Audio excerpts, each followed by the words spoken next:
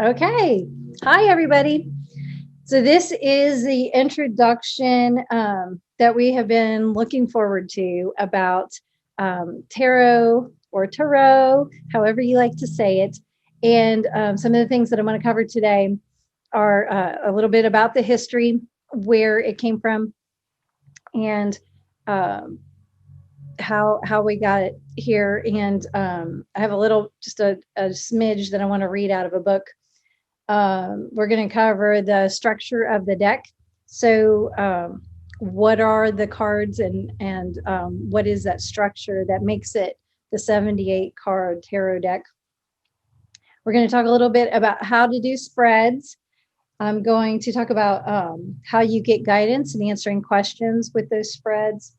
And also, we're going to talk a little bit more about intuition and how we're going to use this to build intuition. And I'm going to try to keep an eye on the time so that I keep this under 90 minutes. So,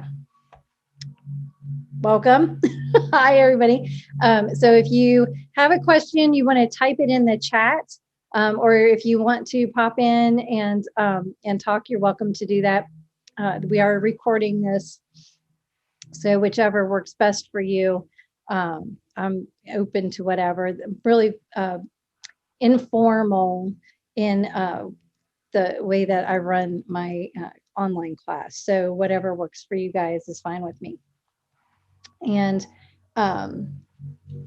I think with that, I'm going to get started with history.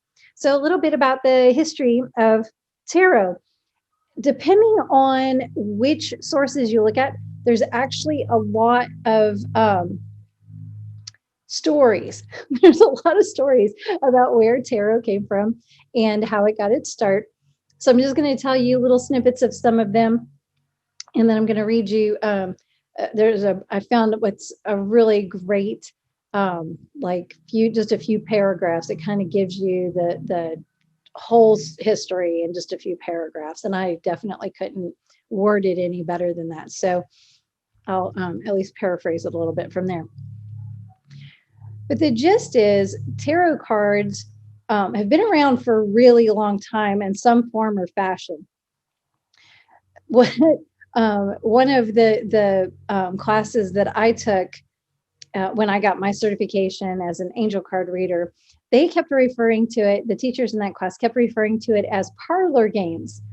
And it was built a lot on the same 52 playing cards that most of us are familiar with. So that's kind of where it got its start, because those cards have been around for quite a long time in some form or fashion. And that's they've always had the people who have used them for divination because of that, because it was a tool that was been around. So there's nothing too woo-woo or weird about that. It's just we already had the cards, and it was just a simple parlay from playing a card game to using it to make it mean something.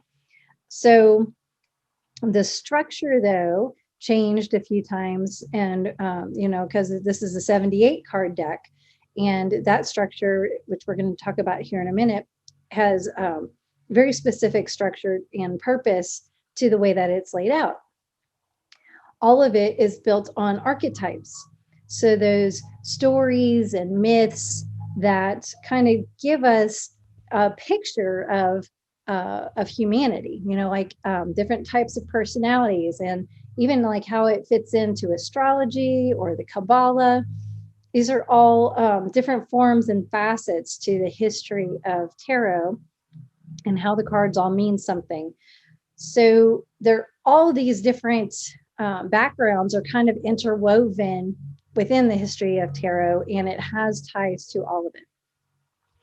So a little bit about how it started was when we first got those major arcana cards that set it apart from being and sorry, I'm sucking on a throat lozenge, so I'm going to keep probably smacking my lips, and that's going to probably be annoying, so I'm sorry.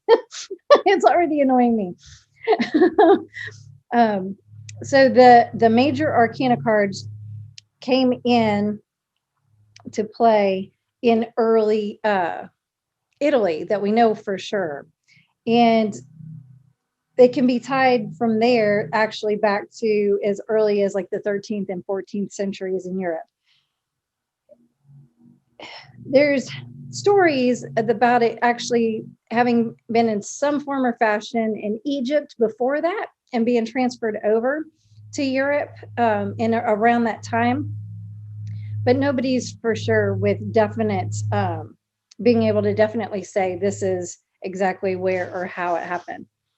So in the oldest known tarot deck was called the Visconti Sforza, and it is the one that I was talking about from Italy. And that's where we got the standard playing deck with the additional 22 cards that became the major arcana. So that form or fashion is what moved it forward. Now, how it became a popular form of divination, that was, the story goes, it was when Napoleon invaded in Egypt, and that was in the 18th century, and he brought all of those stolen artifacts and things with him to Europe. And it gave people in Europe like this idea about the occult, about mysticism, about these ancient secrets. And so people got really interested in that. And that's kind of where this demand for divination and the mystery started to grow, is this interest that came from all of those very interesting artifacts that came out of Egypt. So it's hard to say where the real truth is, because there's lots of false histories. But the origins have been traced to one in the mid 18th century, Antoine Court de Gébelin. He was a Protestant pastor and a Freemason, and he invented a widely accepted history that located the origin of the tarot in ancient Egypt.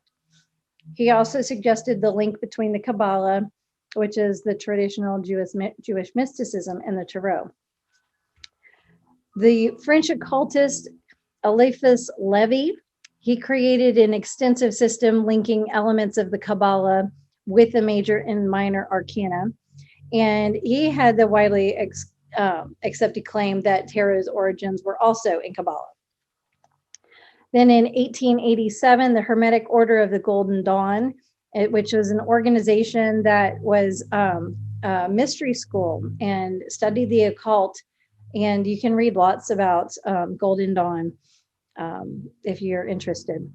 But that's where A.E. Waite of the Rider-Waite deck, he was part of that group, and he created the systems, tied it into astrology. And he also asked a fellow Golden Dawn member, Pamela Coleman Smith, to assist him, and she is the one whose art is on all of these cards.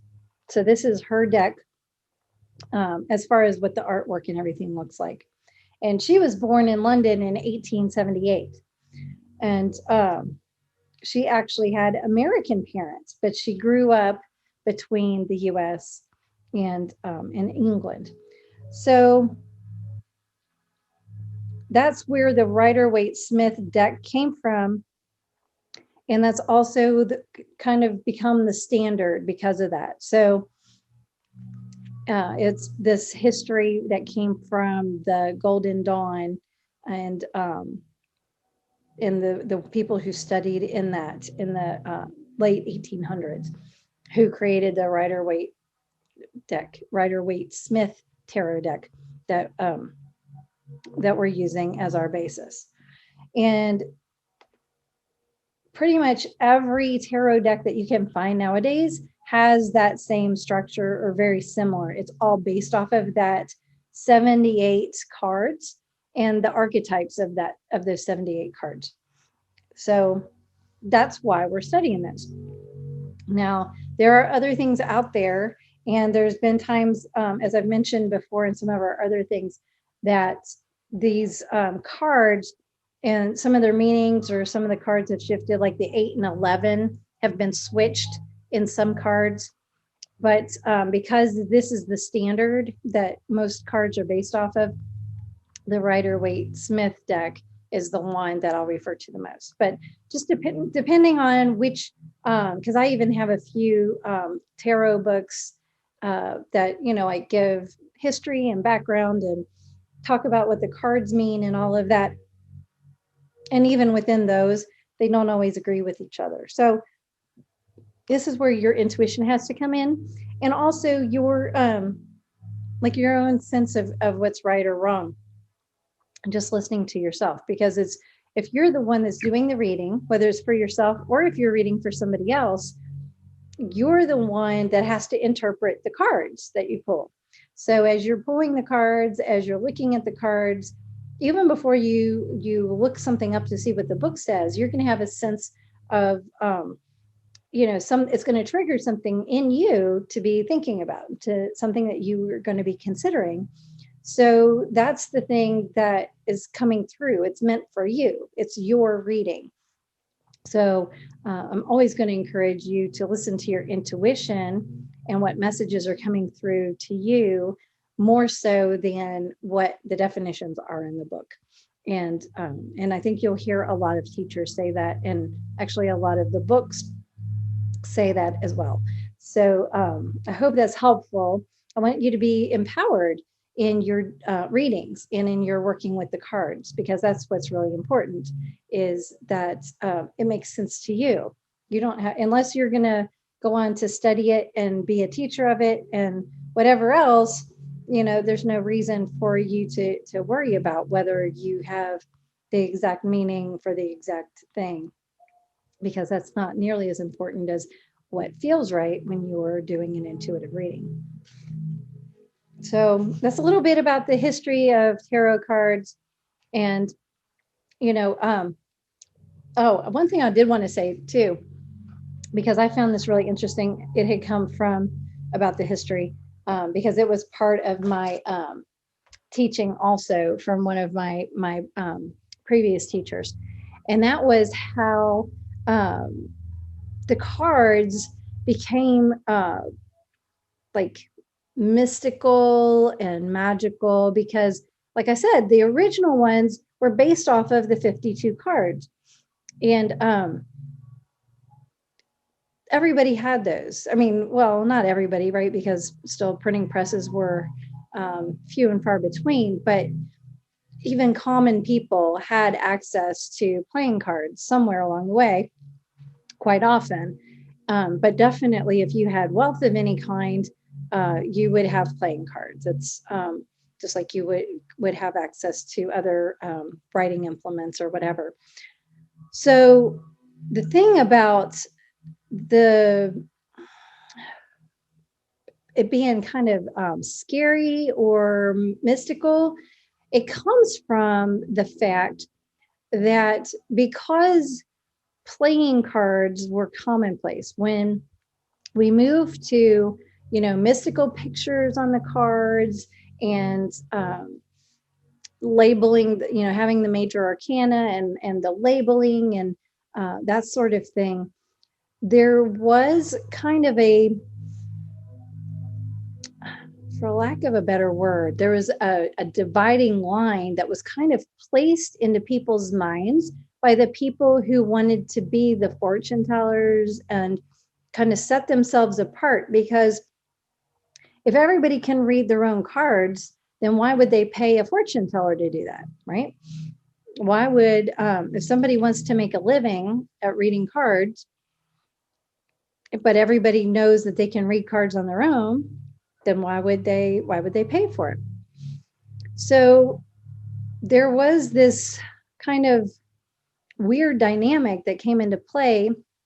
For example, like having a death card, you know, like that could scare people because they see the death card. Oh my gosh, you know, and the person who was doing the reading could really play that up, that the death card, oh my gosh, what, you know, the person sees that in front of them, they're like, oh my gosh, the death card. And it could really be played up that there's a problem and they're going to have to do something special, you know. So not to say that all readers were charlatans, but definitely charlatans could take advantage of people because of these things. So there was something about making it more mysterious that made it feel like people couldn't do it for themselves anymore. And that made it more special. So, because of that, there became like more of a divide of that. It wasn't that reading your own cards was not as commonplace, because now it was something special that you would go to a mystic, a fortune teller, a seer, a gypsy, somebody else to tell you your fortune, versus you being able to be empowered to understand for yourself.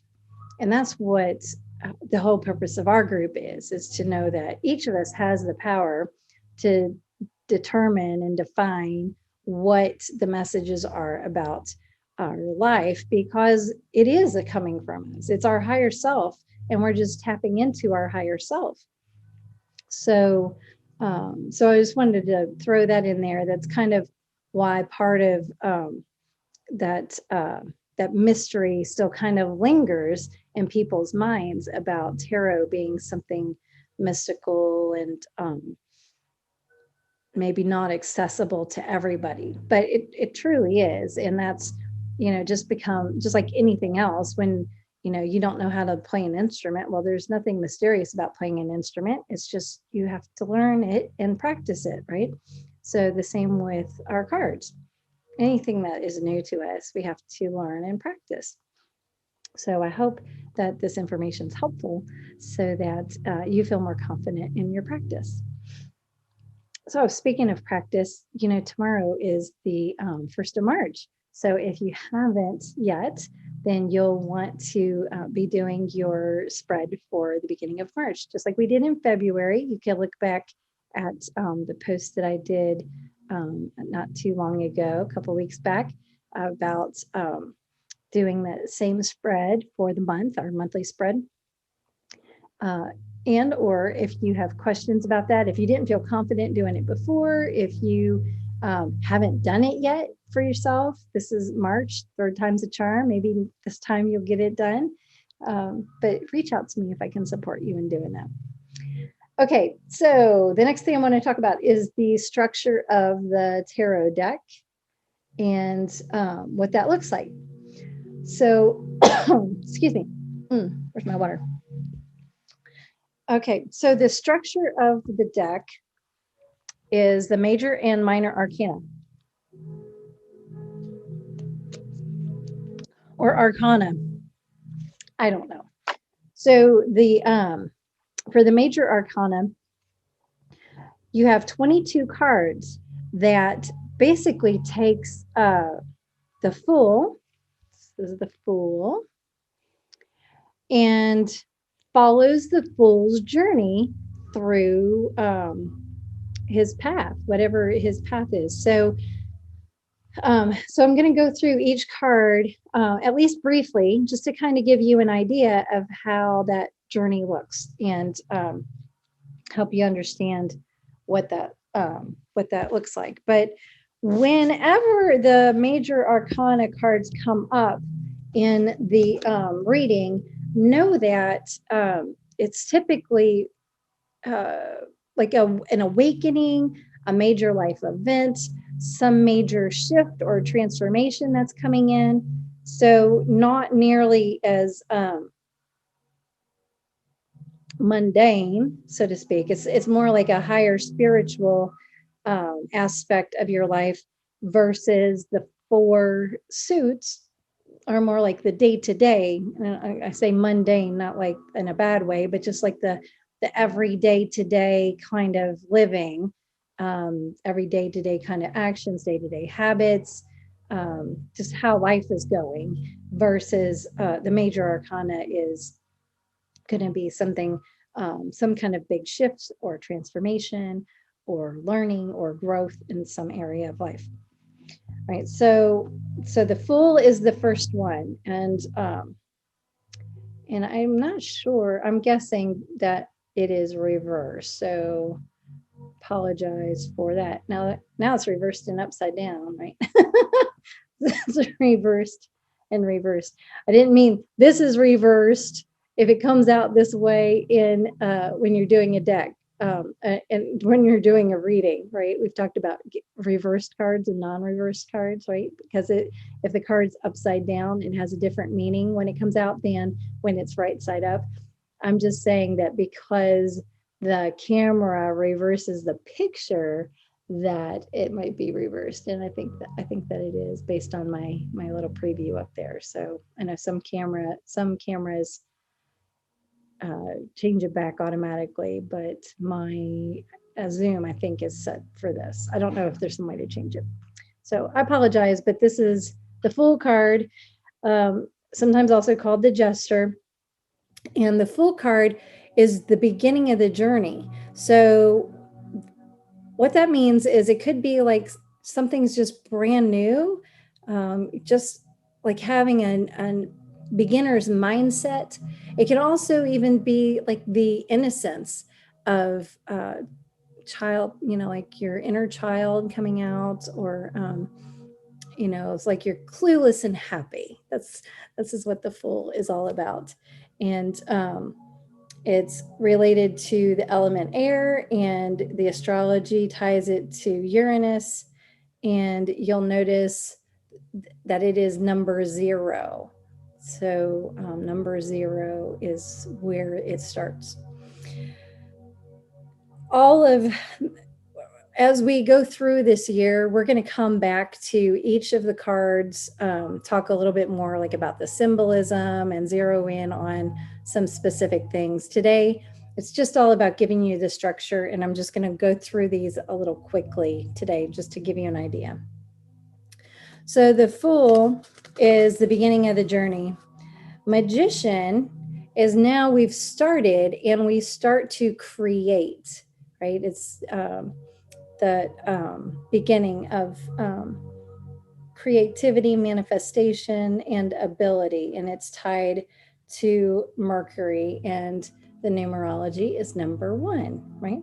So when I say numerology, if you aren't familiar with studying numerology, there are meanings for numbers, especially when you look at the numbers 0, 1, 2, 3, 4, 5, 6, 7, 8, 9. Then the number 10 could be reduced to a 1. A number 11 is special in its own right and has its own meaning. But then 12 would be reduced to a 3. 1 plus 2 is 3. Just to give you an idea. So 0 through 9, there's special meanings to each of the numbers. And that's beyond the scope of this class. But if you want to Google numerology and the meanings of numbers, there are millions and millions of resources to give you something. So 1, the beginning, this is the Magician. And we've just started the journey here. 2 is the High Priestess. And the High Priestess is tuning into your intuition. So, you've just started the journey, and now like ideas start to occur for you. You start to kind of feel your way into it and see what resources you have to work with as you've started on your journey. So this is all about inner knowledge, intuition, and duality. The Empress. So now we've begun the journey. We have a little bit of an idea about things, and now we start to look around us a little bit. So the Empress is she's a figurehead for like the mother energy and the mother archetype. She is beauty, motherhood, and creativity. She's related to the earth element and to the Venus astrology and the numerology of 3. Her counterpart, the Emperor, number 4. When you think about 4, think about a chair that has 4 legs, or a table that has 4 legs. It's more stable because it has 4 anchors to keep it stable. So that's the energy of number 4. And the Emperor is all about reliability, also fatherhood and responsibility. He brings in the grandfather energy, the fire element, and the Aries astrology. The Hierophant is number 5. The Hierophant is tapping in more to the esoteric and spirituality. It can be education, knowledge, religion, or conformity. Also known as the Pope or the teacher, is related to Saturn, to Taurus, and to the Earth. And numerology for 5 is all about change.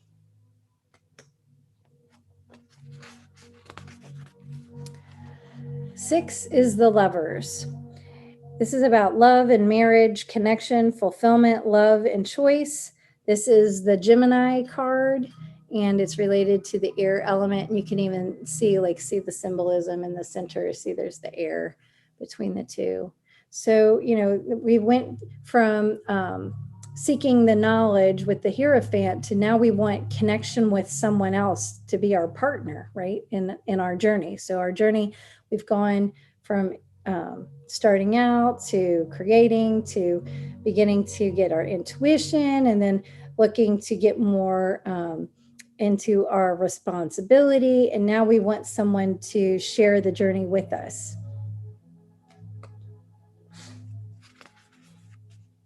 Seven is the Chariot. And this is about having a big breakthrough. There's almost always black and white, and starting to look at their different choices and how do we break through that black and white kind of thinking, that it's not just one way or the other, but we have to balance. Usually there's, so here you see the 2 sphinxes, but there could be 2 horses pulling a chariot, or something like that, depending on which deck you have. But it's all about balance, because it has to be done together. And we're learning balance in our journey with number 7.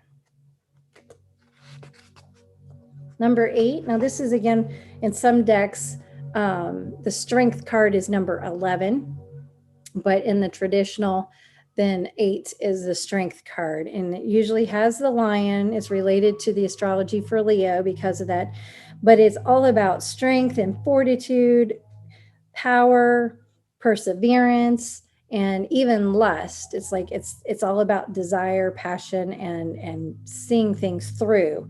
So it's just when the journey starts to get hard, because we've been through a lot up to this point, and now it's starting to get hard. So we have to really dig in and keep moving forward. 9 is the Hermit. This is wisdom, the elder. Think about, the monk or the guru hidden in a cave somewhere.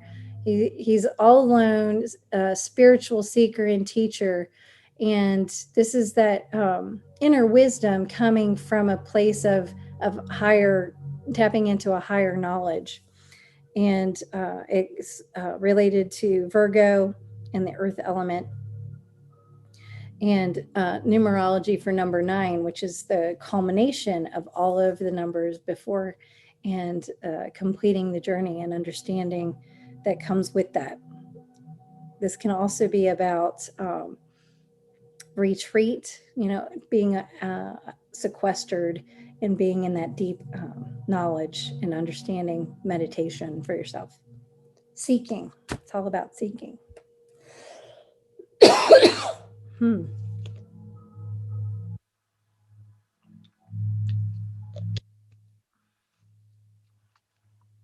Oh, thank you so much. You're letting me know it looks correct on camera. I appreciate that, because it looks backwards to me on my side. Okay. Number 10. Number 10 is the Wheel of Fortune. And you see all these beings who are in here supporting change. Wheel of Fortune is all about change. It's almost like the patterns have been laid down, and now we're getting ready to have new patterns. We've had, after this internal seeking and knowledge, being in meditation. Now we're ready for some change. We have some more answers about how to move forward. And it may not look pretty, like things might start falling apart at this part of our journey, but it's not a bad thing. It's like everything is falling into place. That's why it's called the Wheel of Fortune. It's like things are changing, turning, getting into motion to get us going in the right direction. And it's related to the fire element in Jupiter. It's all about change, patterns, fortune, fate, and the wheel. So this is a really fortuitous card usually when it shows up. And it may be a little uncomfortable just because it is all about change, but it's always it's underlying, it's very positive, like things are going your way when you get this card. 11 is the Justice card. So again, this in some decks, this would be the Strength card and Justice would be 8. But the traditional Rider-Waite Smith deck is what we're going by, and 11 is Justice. So Justice, again, is all about balance, thinking about, the scales of justice and what that looks like, trying to balance things out. But it also is about fairness and equity and adjustment. So again, it might be a little uncomfortable, but overarchingly, it's typically positive and working in your favor when the Justice card comes up. It also might be calling you to think about things, like to use your brain, really like using logic to understand what's happening in a situation and how do you move forward in a way that's fair and equitable. It can also be looking at yourself to make sure that you're being fair and equitable.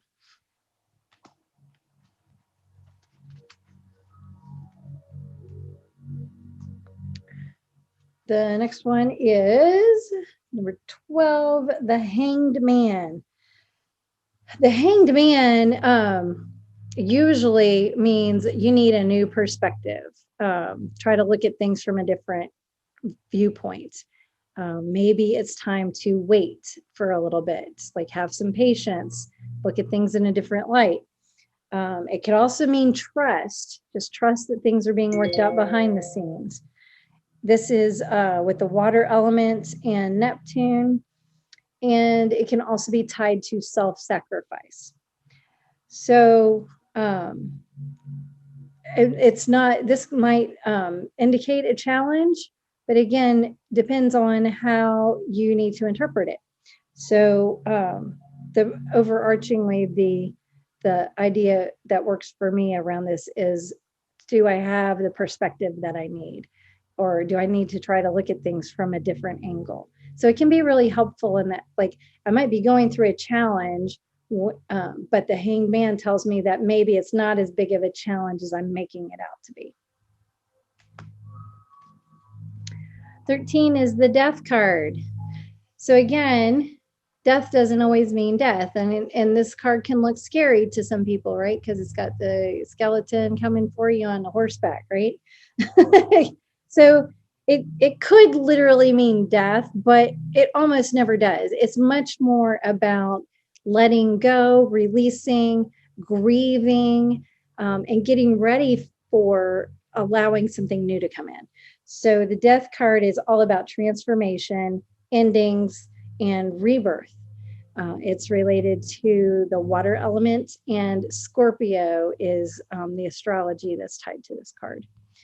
So thinking about if you've got fears that need to be let go of, if there's a situation in your life that you need to let go of, those are some ways that the Death card might come up as a sign to say, hey, you need to think about your thinking in this area of your life. And maybe you need to just prepare yourself that needs to go. So this is can be a sad card, but I've found that it also is usually a really good reminder, and typically is very supportive of something that I already knew. And I just didn't want to look at it. And the death card is like, hey, you really need to look at this, because what's your part? What's your part in what's going on? That's the death card. 14 is temperance. And temperance is all about art and creativity. And, so we just had an ending. We just had the death of something in our journey. And now it's like, what can be created? So if you've got an ending that leaves a blank canvas in front of you, and that's what temperance is all about. Not temperance like giving something up, but rather like stepping into something new, and healing, balance, creativity, purification, divine protection. All of those can come from this card. So this is typically a really fortuitous card, and it is aligned with Sagittarius in astrology, which is a fire element. And this might help you if you're trying to achieve a goal, to like say, hey, you need to be balanced, right? Like you see him pouring the water from one cup to the other. So overwhelmingly, this is a positive card, but it leads to inner thought about your role and how things are working out. And I think I like this one because it has a sense of hope to it. So hope is what I think of when I see the temperance card.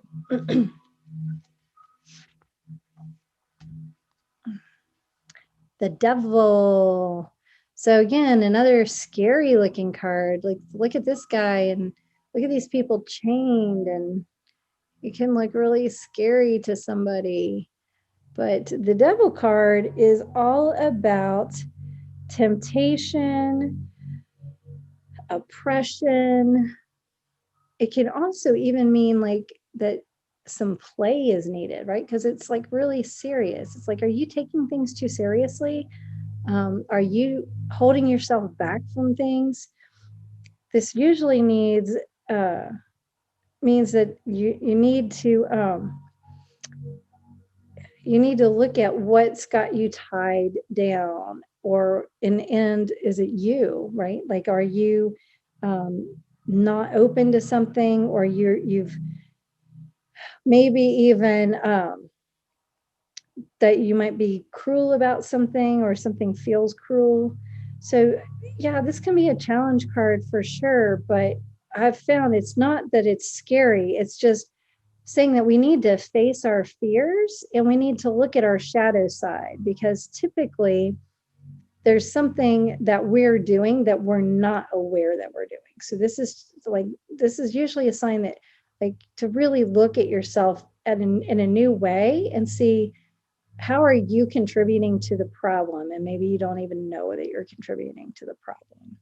So not a scary card, but like a card to make you say, like, I have to look at my shadow side. I have to look at what's at play right now and what's causing this, because we all don't want to accept the fact that mostly the creator of our problems in our life is us.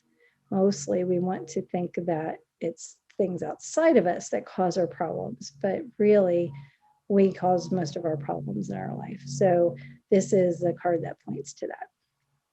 So it could be uncomfortable when it comes up, but it's usually with good reason that it comes up. So it can really point you in the right direction if you're willing to look at it. Number 16 is the Tower card. So again, this can be quite a challenging card as well. If you've ever heard any readers on YouTube or anything, they talk about that tower moment. That's like the the thing in your life, which can usually be a huge catastrophic, it feels like the end of your world happening kind of moment. But usually it's those kind of moments that wake us up, that have us transform, that have us change the way we do life in some way or fashion. So typically, when people see the tower, if they have any kind of knowledge of tarot, they usually think this is really, really bad. It can feel really, really bad, but I know from my own experience that tower moments usually offer the most opportunity for transformation. And in the end, as much as I hated it in the moment, in the end, I knew that that was something that needed to happen. So, you see lightning striking there at the top, but the lightning is causing enlightenment. Yeah. So it can also be called the fire or the thunderbolt. It's all about destruction, consequences, catastrophe, and detoxification. So this is a fire element and is related to Mars. Anything else I want to say about this? I'm sure we'll do a lot more about this card. There's a lot that comes with this card, but yeah, just being aware that this means things are gonna get shook up a little bit. Usually, this means things are gotta shake things up a little bit. Okay, 17, the star. The star card. This is also a card of hope. Things are shifting and changing.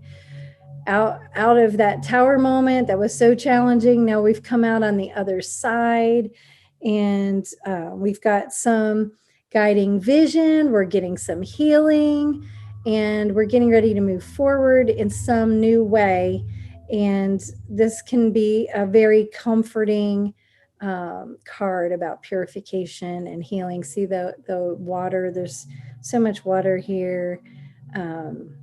Purity, honesty, aspirations, grounding, spirituality. These are all words that come from the star. So this is typically really supportive and helpful, and can be a sense of calmness too. So a nice respite after the tower card.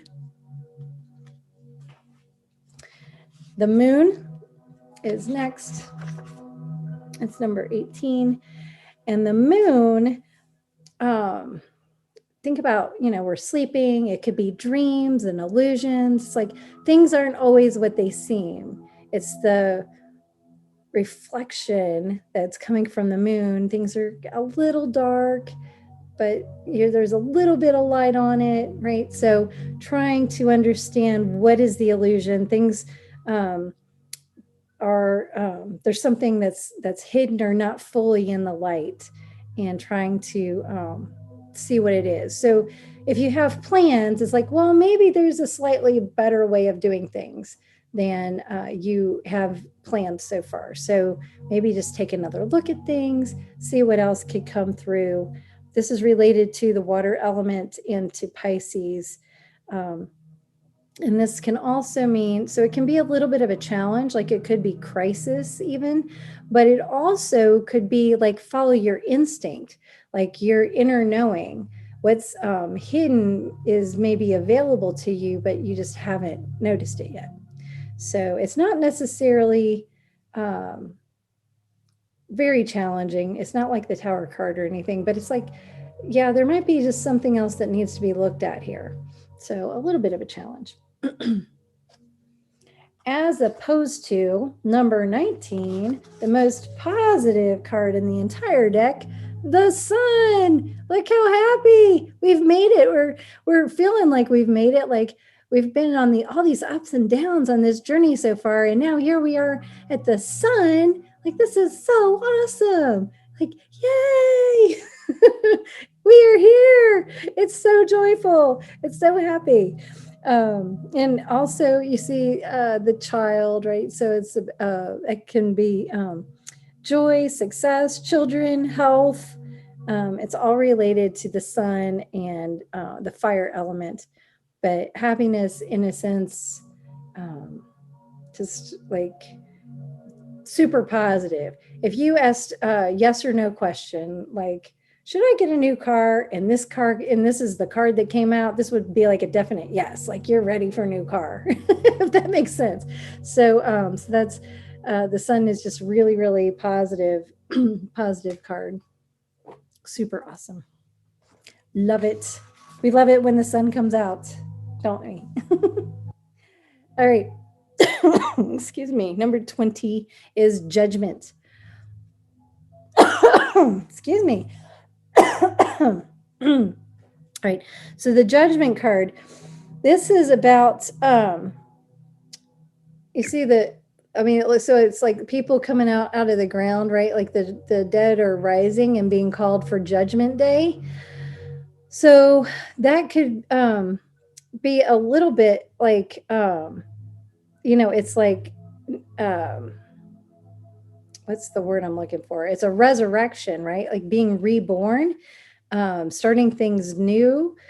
This could be like new beginnings, but it could also be, because there's the angel with the horn, right? Like this could be like divine messages coming through right now. So like if you thought you needed help or something, and you thought maybe you had the answer, like this would be confirmation that yes, it's divinely led, divine messages.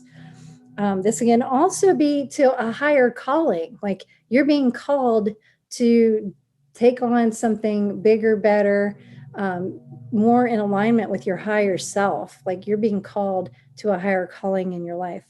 So I think of this card as new beginnings. That's what I think about it as the judgment card. And then the last but not least card in the major arcana is 21, the world. And the world is, like imagine somebody's given you the world, like it's the end of the journey, but it means that now we've completed, everything's complete, it's all being wrapped up tidy with a nice little bow. Everything is done, which means that now we're ready to move on to something new. So completion, celebration, wholeness, the universe. The element is earth, and astrology is related to Saturn. So this could be victory, power, understanding, infinity, success. It's a very positive energy, but it's a positive completion. So kind of like the death card feels like a challenging ending. This is like a happy ending. This is like everything's done and complete. Like I've arrived, if that makes sense. So that is the major arcana and the journey of the Fool and what all of those cards look like. So I hope that was helpful to kind of get an overview of how all those cards work together. And as you could see from those meanings, that typically what that looks like, each of those can be a major transformation or a major life change, or looking at things from a whole new perspective. So that's why these have that kind of meaning when you're looking at the way that the deck plays out in your reading. So opposed to, so these are the, like all the wands, then they go from ace 2, 3, 4, 5 all the way up to 10, and then you have the page of wands, the knight of wands, the queen of wands, and the king of wands. So those are called the court cards. and every suit has the 4 court cards. So that's 16 court cards total.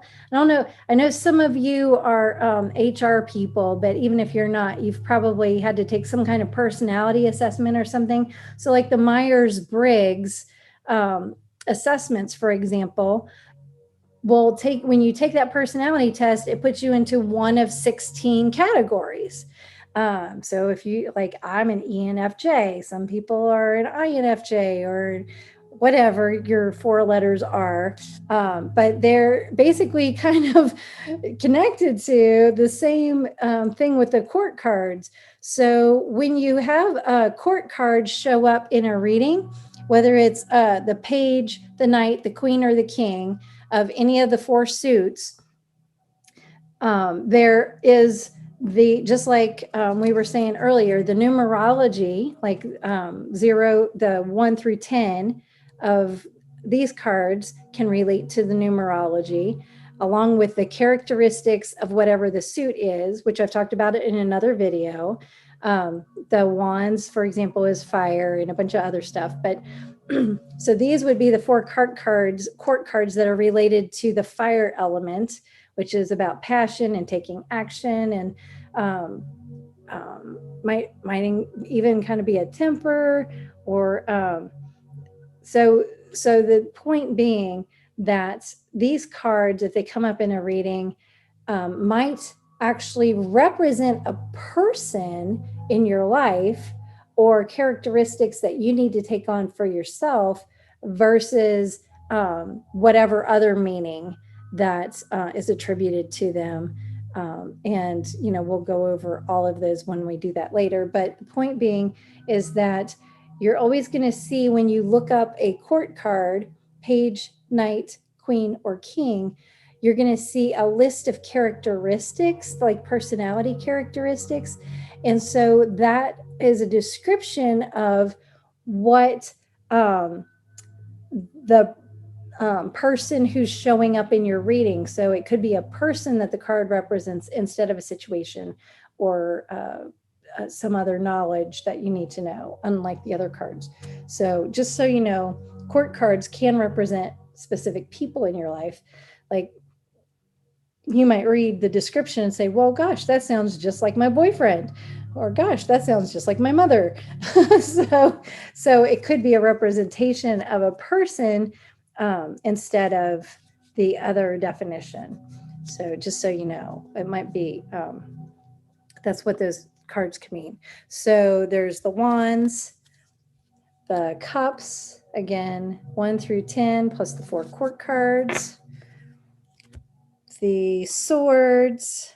So the cups was water, the swords are air. So again, all the different swords cards, plus the swords court cards. And then finally, the pentacles cards, again, 1 through 10, plus the 4 court cards. So that's the minor arcana. We've talked a little bit about the suits and what they mean in another video and on the group, so you can go and check that out. Or again, as always, if you have questions, just send me a message, and I'll be happy to answer this for you. Okay, so so that's the structure of the deck, the 78 cards, the 22 major arcana, and all the rest, 1 through 10, plus 4 court cards for each of the 4 suits. Those are all the same. So now that you understand the structure and how those are built, I want to talk a little bit about doing spreads. So we've talked a little bit already on the website about the different spreads that are, we specifically have kind of stuck with 3-card, 1, 2, 3, 3-card spread, and all of the different interpretations of that, which were provided in the back of your planner. And for those of you who don't have the planner, I've posted a couple of times the picture of what that page looks like, where there's already an interpretation of what those 3 cards can stand for. The most commonly used is past, present, future. And past, present, future could be, it could be like this morning, this afternoon, and tonight. It could be, so you could break it down into 3 parts in a lot of different ways. Last week, this week, next week. Last month, this month, next month. Past, present, future, and no timeline, just a card that represents your recent past and what has been going on, your present, like what you're feeling right now, and your recent or your near future, what's going to happen. So those are some ways that you could break that down to past, present, future. But I wanted to talk a little bit about different kinds of spreads that we haven't really touched on too much. I did post one for the Celtic Cross. The Celtic Cross is a traditional 10-card drawing that you would do for yourself, or if you're doing a reading for someone else, that covers all the basic aspects of like where you are right now. And I posted like a little screenshot of how you would lay those cards out there. And this is what you'll find for any spread. If you look online, you're going to see like a drawing, a line drawing with little rectangles for the cards, and usually a number inside the card or next to the card to indicate the order that you draw those cards out. And when you're drawing and I've spoken about this before, but I'll just touch on it again. When you're drawing cards, there's no right or wrong way to draw your cards. You can use your intuition. There's lots of schools of thought on how to do that. You can just randomly pick. You can shuffle the cards until one falls out. Just vigorously shuffling them, and one falls out, and you take that one. You can just cut the deck or shuffle and not cut the deck, but shuffle until you feel like you're done, and then just draw the cards off of the top in the order that they're there. So I personally feel like as long as I've set an intention about what it is I'm choosing and how I'm going to choose the cards, and I've decided that as I'm shuffling the cards already, that then I trust that that's the message, that they're going to be lined up, and the message is going to be there. And I've told you some stories previously about why I believe that. I've had direct experiences that I know, I just know that it works now. So when you're doing those spreads that you either look up online, if you find some cool ones and you want to share them to the group, please do. That'd be great. But you can make up your own spreads as well. Sketch it out to kind of have it in your mind, what it is that you're wanting to do. If you do it quite a bit, then you totally could just make it up on the fly as you go as well. What I like to do is kind of have it in mind, though. First, I have the picture in my mind of where the cards are going to go on the spread, and I have the questions or the aspects that each of those cards represents already figured out before I do the spread. So in my mind, that helps me to feel like I've given as much direct input as possible to my higher self, to God, to my angels, guides, whoever it is that's helping me, because I've already called in beings of light. I've asked for protection on my reading, that only God's message or only those things that are in my highest good are the messages that come through. And because I've set those parameters, I just shuffle, and then I pull and I cut. Sometimes I cut, sometimes I don't cut. But when I'm done shuffling, I take the cards off the top in order and I put them in the spread. And then I go back and look at, okay, for this aspect, for this question, whatever it is, that's the card that came up. How does that answer that question? For the next one, this is how that answered that question. So it's already planned out ahead of time.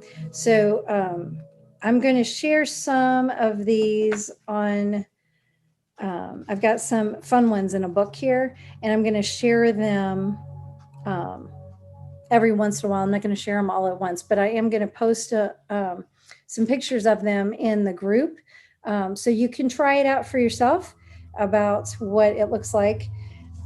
So for example, this is another version of the Celtic Cross. So I posted one online. There's different versions, as far as sometimes even the order that they go in, for 1, 2, 3, 4, the 3, 4, 5, and 6 sometimes get laid in a different order around the first two cards. And sometimes they mean slightly different things. I posted the one that is representative of the one that I usually use and what I like, but know that there are some slight differences. So, find the one that you like if you don't like that one, or if you want to try a different one, that's fine. When you see a card that's kind of, you see the 1 and then the 2 is on top of the 1 in the center on this example, then that means it's it literally lays on top of the card. In this place, they kind of put it catty cornered, but most Celtic crosses, I don't know if you've ever seen a Celtic cross, but it makes a cross that's like this, right? Where the 4 sides are all equal, not like a Christian cross that's like this, but like the Knights Templar kind of thing. It's like where the Celtic cross, where the 4 sides are all the same. So that being said, the Celtic cross, usually the one card is, the center card is like this, and then the second card covers it like this. They had it kind of like this in the picture.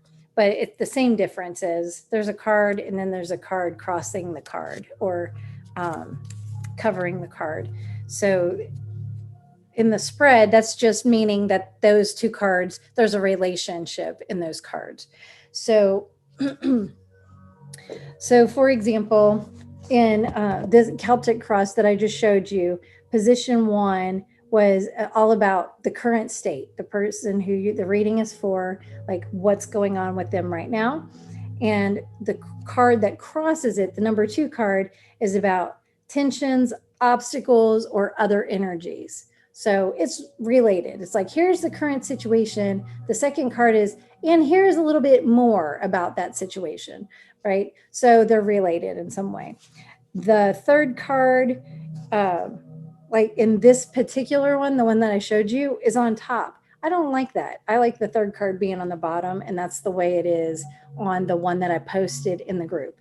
So it doesn't make any sense to me why they have it at the top here, because number 3 is foundation, and foundation should be on the bottom. Makes sense in my mind. I don't know.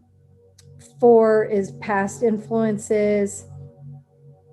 5 is top of mind considerations and aspirations. See, top of mind, it should be on the top. So I don't know why the 3 and the 5 are reversed in this version, but it doesn't make sense to me. So again, this is why you just make sure you have set in your mind your intention about the positions of the cards, what they're going to mean. So when you pull it out, then you have no doubts whatsoever that that card in that position is referring to this, right? Or that, whatever it is you've determined it to be. 6 was the near future. 7 was how the person that the reading is for, how do they see themselves? 8 is kind of like what's going on in the environment or the people around them that are influencing them. 9 is about hopes and fears, and 10 is the likely outcome. So for the most part, this is pretty much the same as the one I posted in the group, except, like I said, the position numbers were different. So that's why it's important for you just to have in your own mind the way that you're going to pull those cards out and what they mean. Excuse me. I think the next one that I'm going to post, because, it was fun to have a 10 card spread to work with, can be a lot. I know, especially when you're new and you have to look up the meanings of each card. So it can take you some time, right? The first time that you sit and do that for a 10 card spread. But it also gives you the opportunity to see 10 different cards and read about them and learn, okay, how does that map onto my life right now? And that helps you to remember. So that's kind of why, I'm kind of thinking like it helps in practical ways too. Plus it's kind of fun. So, so one thing I think I will do for the next group, or the next time I post, I'm going to post a picture of this one. It's a 10 card spread about relationship. And who doesn't like to talk about relationships when they're doing a reading for themselves, right? That's probably the thing that we do more readings for than anything else, I think. Relationships and money, career choices, things like that. But I think you get the idea. So, so you follow the numbers, you follow the pictures and the numbers. So you're going to lay them on the table in the same order that it says to in the spread. You're going to, when you pull the cards and you lay that, you're going to have in your mind what the thing is meaning as you put it down. It's just really helpful that way. So you have your intentions clear, and you can be clear that the message is coming through is an answer to that aspect or that question that's represented in the spread in that position. All right. Any questions about spreads before I move on? If you just want to type something in, or if you want to ask something, I just want to make sure I don't go too fast. Okay. So the next part then about answering questions or getting guidance. So if you want to use a spread specifically to get some specific guidance, finding a spread that already aligns with the things that you want to know, the questions that you have, the things that you're trying to tap into about in your getting like clear about the messages coming from your intuition. Because usually here's the thing. What I've seen is the more readings that I do, that when the message comes through, whether it's for me or if I'm giving a reading to somebody else, it's not usually a surprise. The message that comes through,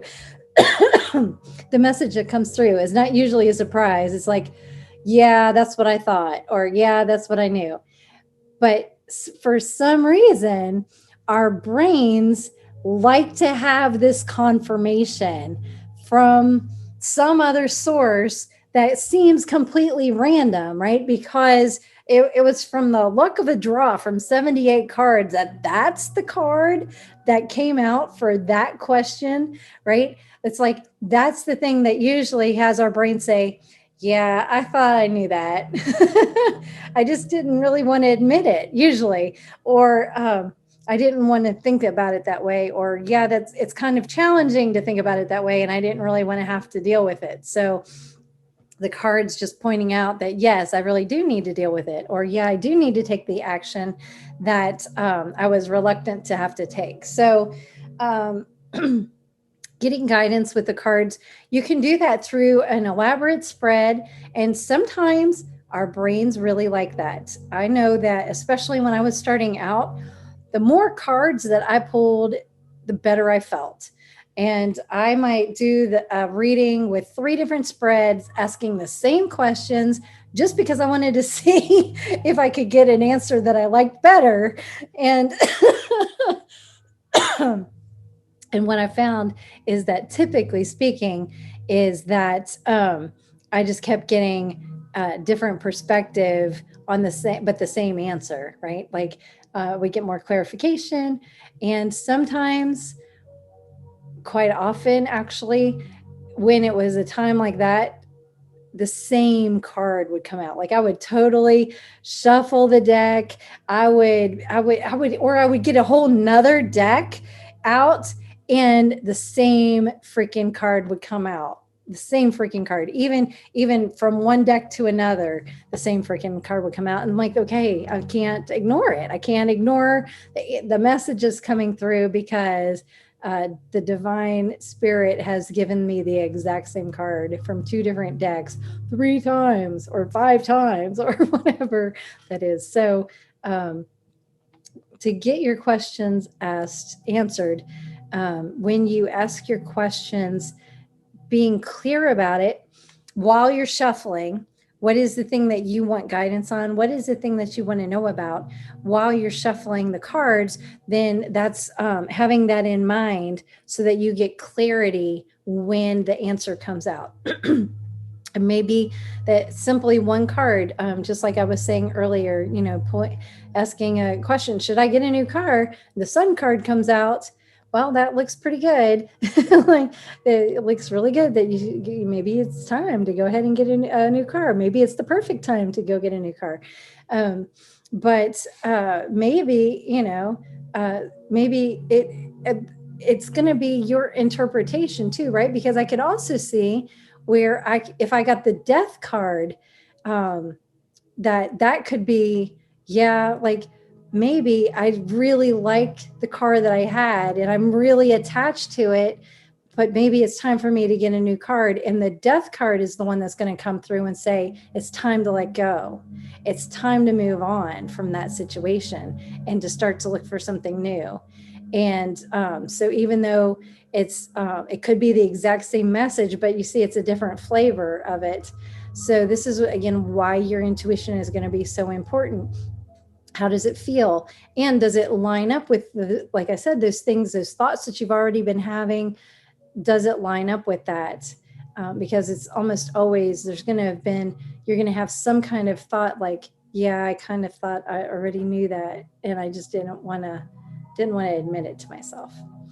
So getting guidance and answering questions, you just always want to be clear, have a sacred space before you do your reading, set intentions, bless your cards, or but give them light, send them light from your hands, even set them in the sunlight to clear them, or excuse me, anything along those lines, to make sure that they're clear, that your area is clear, that you feel, have some soft music playing in the background, light some candles, cover your table or your area where you're doing your reading with a cloth, anything to just like say, this is sacred space.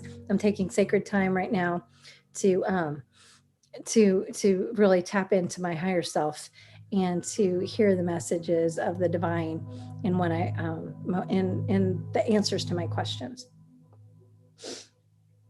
And then finally, that leads me to your intuition and practicing the skills that you can practice to tap into that intuition.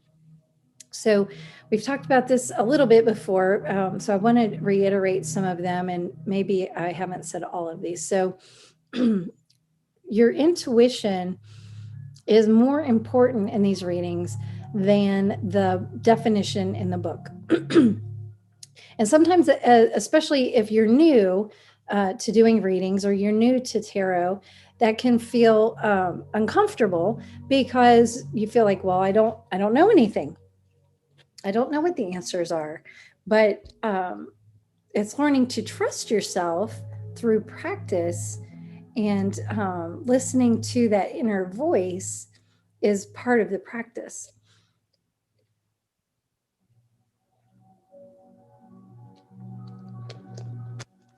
So that could be as simple as checking out what in the card, what pictures stand out to you.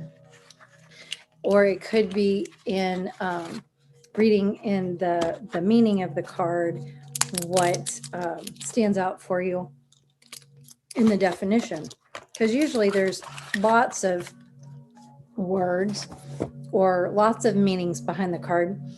So learning to zero in on the one that captures the feeling or resonates with your heart about that particular topic, and sitting with that for a few minutes too, like not being in a hurry, but like checking in with yourself to say, okay, what about this resonates with me?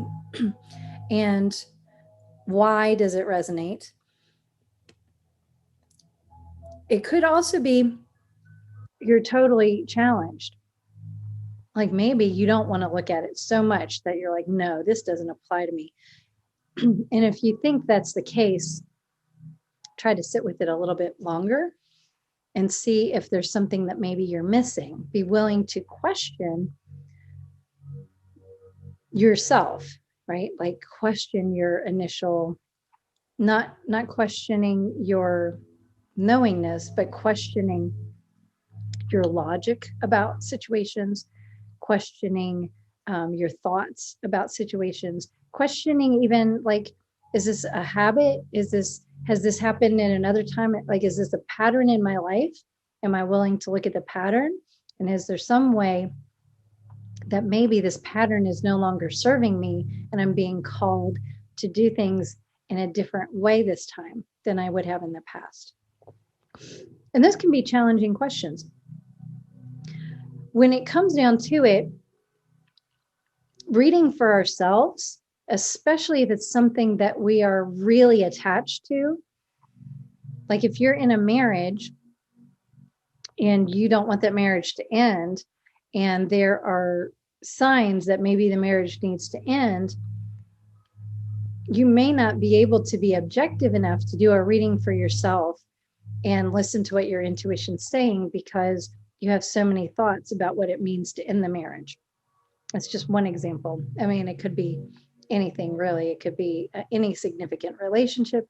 It could be about your career, especially if it's been a long time career, or you've been at a job for a really long time. It could be about a major life decision, like about going to school, or about having children, or about choosing a partner. These are all things that we have attachments to, ideas about how we think it should go. And we may not be at a place where we're willing to really look and challenge our own thoughts about it. So when that's the case, doing a reading for yourself may not serve you because you may not have enough perspective to be open to hearing the message that's coming through. Like I said before, how the Death card and the Sun card could mean the exact same thing, and because they're like almost opposite cards, even though they could mean the same thing in one respect in the answer to a question, they typically would mean the opposite, right? Like so for that reason, this is why it can be really helpful to get a reading from someone else. So that being said, I highly encourage you to post, if you're willing to practice with somebody else, pick a partner or post in the group chat that you want to do a practice reading for somebody, and just do, 1 or 2 or 3 cards. And you use the book if you need to. Do it by email or do it by messenger, and just pick a couple cards for somebody. Ask them if any of what you say about those cards resonates with them, because it could be just think about it as a fun game and think about it as practice. There are so many people who want readings. If you post even on your own page that you're learning cards and you just want some people to practice on, and if somebody's willing to be your guinea pig and let you try to read for them, I bet you'll get volunteers from people who know you. So, these are just some ideas of how you can start to build and strengthen that intuitiveness that helps you tap into the messages that you're getting, whether they're about yourself or about other people. And honestly, doing it for somebody you don't know is typically much easier than doing it for somebody you do know, because when you do know somebody, just like for yourself, if it's your best friend asking you if he or she should keep their girlfriend or boyfriend, then you already know the backstory, and you might already have an opinion about whether he or she is any good for him or her. And you may, because for that may color your reading, whether you mean for it to or not. So doing readings for someone who you're not so close to, especially as a beginner, I found to be very helpful. And if you don't know them at all, you know, when I first did my training, I was in an international group with thousands of other people. And so some random stranger, I didn't know them from Adam. And I also didn't really care if I didn't get it right, really. You know, like it was going to be no skin off my nose. If I was totally wrong, they would just tell me, no, that doesn't resonate with me at all, right?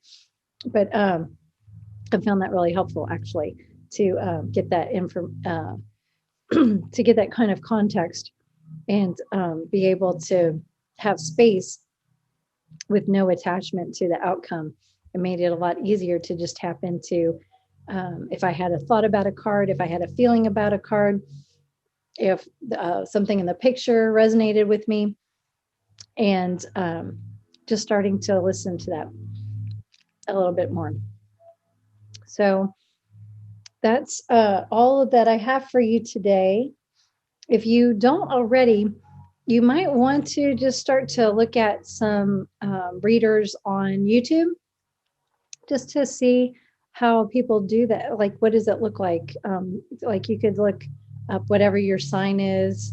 I'm Taurus, so like I would look up Taurus reading, Taurus horoscope, or Taurus tarot cards, or Taurus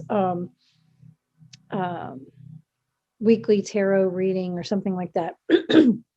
There are so many readers out there, and they're all different. So, you know, somehow I have found a couple that really resonate with me, and I see them show up in my feed now because I've watched them a lot of times. But then I'll watch because I watched those, then I'll have other ones show up, and sometimes those are pretty good, and sometimes they're just not so good. So, you know, take it as like just to get some context, see what other people do, see what it looks like. It may or may not mean anything to you. As a matter of fact, you'll hear a lot of times that people say, this is a general reading, and it may or may not resonate with you. And if it does resonate with you, then click the link below and get some more information on Vimeo, where you can pay me, or you can pay me for on Patreon or something like that. So you'll see how people are able to monetize doing readings, doing general readings on YouTube. But some of those people do also do personal readings. So if somebody resonates with you, you could try hiring somebody else for a reading as well. I do readings too. You can always reach out to me, but I don't typically do tarot readings for clients so much. Sometimes I'll use them as a tool, but mostly I do intuitive reading. Messages just come through. So I might use cards as a tool during the reading, but mostly I just tap in to what's going on with somebody based on the energy that's coming through when I'm talking to them. So at any rate, I'm happy to help in whatever way I can to support you as you learn to tap into your intuition and your higher self a little bit more every day. And if you have any questions, like just reach out, post something. No, you're so welcome. Thank you for being on here today. And if there's anything you need, just send me a message, give me a call, or post something in the group, and let everybody answer. I love you all very much. It's fun being with you today, and I'll talk to you soon. Bye.